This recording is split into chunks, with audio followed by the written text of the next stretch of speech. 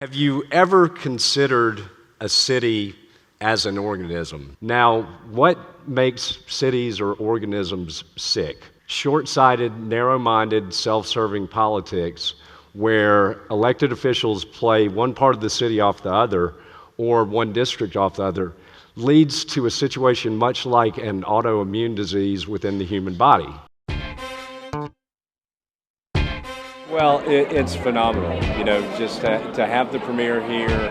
I know Mr. Brown is smiling in heaven, and the electricity of this event, it's a great thing for the city of Augusta. Really, to me, all politics are local, and I think if we're going to see real change, it's got to start at the local level. I will share with y'all too, this is one of my favorite things to do, to get out and speak directly to people.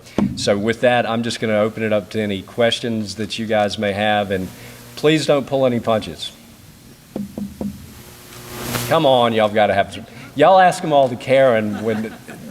Yes, sir. What about baseball? Is that a done deal? Is the team leaving Augusta for sure? Somebody asked me, well, why is it going to go to North Augusta now? I said, well, basically because their city council got to a point in 6 months that we couldn't get to in 6 years. We're going to get our lunch eaten if we take so long to act on something. We need to keep an open mind, look at things as a good thing or a bad thing, yes, no, move on. Deke has inspired all of us and continues to inspire all of us. I am happy to present the 2017 Cyber Leadership Award to Mr. Deke Copenhaver. So my priority is to build a stronger community and to find platforms to do that. I wanted people to see the Augusta that I saw on a daily basis. If you have to use fear and manipulation to get your desired outcome, that's really bullying and that's not leadership. So a lot of what we're seeing politically is driven by anger. I was able to do it completely differently. I never went negative. I never, threw my colleagues under the bus, and it worked, and I won 3 elections with an average of 64% of the vote. So at least in the political field, if people are presented with an alternative, they'll go to it. I think it's important for me to engage you guys as I'm working to develop a city that'll recruit and retain the best and brightest young minds.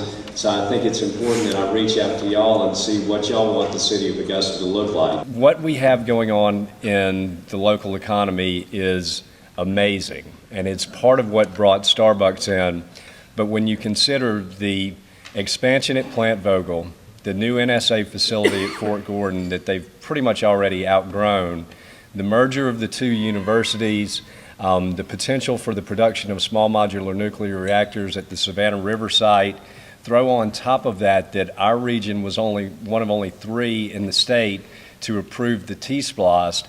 Each one of those things individually is a game changer for our local economy, and we have all of those things going on at once. I've got a year and a little under 11 months left, and my goal has been to put enough on the ground by the time I leave office that can't be uprooted by petty politics. If you have to compromise your character to get ahead in politics or in business, there's no point in getting ahead. I mean, you've lost it. So if you want to be a real change maker, can you ever boss people around? Yeah, I would say some people have different leadership styles. I believe in really bringing people together and making them feel valued. But you look at some head coaches, and I'm sure Kirby Smart is not, friendly with all his players all the time, but he seems to be getting results. There is no us and them, it's all us. And the faster we get that and learn how to work together better, whether it's at the nonprofit level or just the community-wide level as a whole, the better off we're going to be in the long run. All right, thank y'all so much.